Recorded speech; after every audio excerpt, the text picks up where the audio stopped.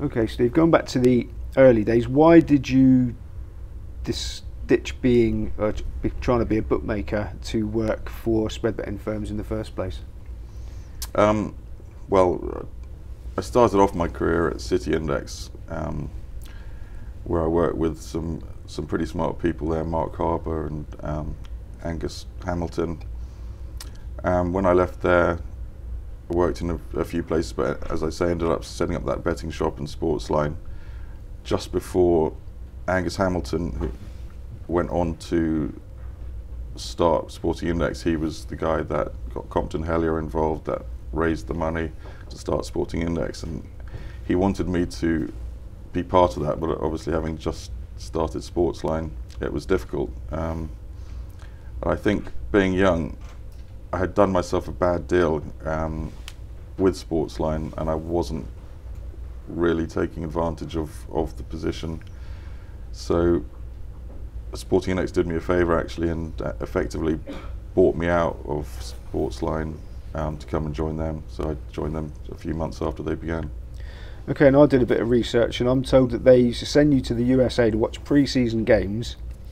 And was that expense worth it? And given that pre-season can be misleading? Well, actually, I was already going to training camp. My first training camp trip was while I was at Sportsline, and when I joined Sporting Index, I made it clear that this has to be part of my routine.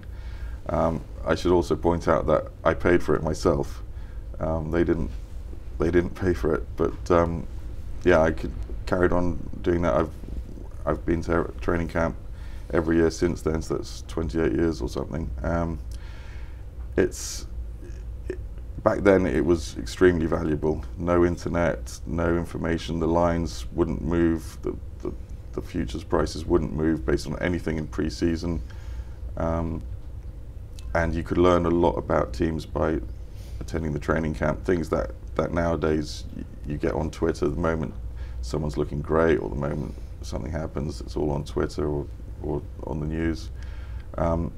Pre-season games themselves is not really part of it. I mean, I watch pre-season games not to see teams play, but to perhaps see individual players or perhaps certain aspects of a pre-season game. But I mean, I couldn't tell you one result from a pre-season game that I've even attended. It's all about seeing individual players. Okay, so there's no betting on them? There is betting on them. You just swerve it? I don't tend to get too involved, but if there's something I see in training camp that seems to make the line for the preseason game wrong, I will have a bet.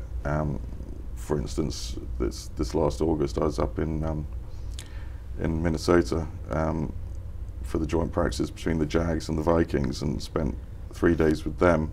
And then they played a pre-season game, and there was an edge to be gained from seeing their joint practices and then having a bet on the game.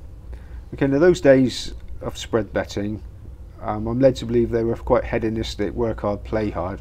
Were the pickings really that easy in those days on American football? They were to a certain extent, yes. I mean, it's gotten harder and harder very quickly, but back in the early days, it certainly was relatively easy pickings. Yeah, that closed down quite a lot, and it's been hard work to try and keep ahead of the curve on that front. But certainly in the early days, on all sports really, that it was easy pickings. I mean, we had some of the smartest guys at Sporting Index on that trading floor in the early days. People like Alistair Hunter, David Garbaz, Dominic Willand, some of the guys that that are still industry leaders now, and I learned a lot from them. They certainly pointed me in the right direction in terms of where those easy pickings were, and we got hold of as many of them as we could. And do any of those guys take you on now? No, they tend to follow my opinions, but that's more out of friendship, I think, than anything else. Right. So now you're back in bookmaking with Red Zone. Was that really just to pit your opinion against all comers to much bigger stakes? To a certain extent, yeah. It's a way of scaling up what I've been doing anyway, but it's also because I do see a gap in the market. In American sports betting in the UK, I think that it is underserviced, but also the way the industry's moved. Bookmakers now have become so much more of a marketing company that rather than bookmakers, and all the odds are coming through price feeds, and there's no real input into those odds, and because of that, risk management's very defensive, and it's just getting harder to get any value out there. And what we want to do here is sort of go back a little bit to the old school ways of having some opinion, having some flair, putting some prices out that offer some value, but hopefully keeping the value slightly on our side. I mean, with the betting exchanges a big influence, are they ultimately right at the off? For American sports, I wouldn't say exchanges necessarily. It's not quite the same as racing or football or something. I think the American sports markets follow the sort of offshore or American-facing bookmakers, places like Pinnacle and BetChris and those sort of places, sort of are more the market, and that the exchanges tend to follow what they're doing. And as far as them being correct at kickoff, a lot of the times, yes, and as I was saying earlier, I think a lot of the times, a big price move, there can be a wave of money for a team that forces a line at kickoff to be much different to the original line, and at that point, I'd say there's every chance it could be wrong. Yeah, so you say that you like to sort of bet to an opinion and sort of stick to it. At what point is there when so much money is sort of coming in against your opinion that you have to re-evaluate, or do you stick to your guns no matter what? No, there will be a limit to what we'll take before we move the price. It's always something I don't like doing, moving the price. I mean, you can suddenly get hit back the other way, but no, there's definitely a limit. At least for the time being, there's a limit to what we'll take. It's a decent limit, but there is one. Now, would that depend on the source rather than the weight of the money, or a bit of each? Yeah, a bit of each. There's certainly people that bet big with us that we respect, and there's a big difference between taking a big, six-figure bet and taking lots of smaller bets. We'll judge each bet as it comes in. Okay, now you've obviously got your finger on the pulse in the US. Have you got sort of like the modern version of the ticker tape coming in for constantly keeping you up on the news and 24 hours a day? Yes, it was a lot more fun back in the old days before the internet and before Twitter and all that. But you could really sort of be ahead of the game. But nowadays, as I say, everything's on Twitter. But yeah, I've got my network of beat writers that I've become friends with at the training camps over the years, and they keep me up to date on things at practices and things happening within the team that aren't widely reported.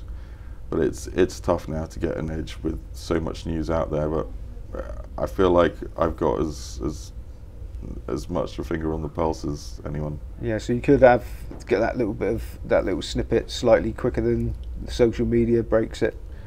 Sometimes, and sometimes there's small things that aren't really newsworthy that actually will affect prices. Those are the good ones when there's going to be a formation change of a slightly less big name players going to start instead of another lesser named player. It doesn't make news, but it actually affects matchups and our betting.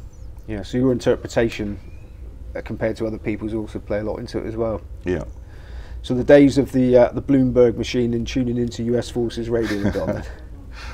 Yeah, but they were fun. They were fun. The Armed Forces radio, 873 medium wave, they would always fade out just as the most important moment in the game. And Bloomberg, yeah, those were the good days.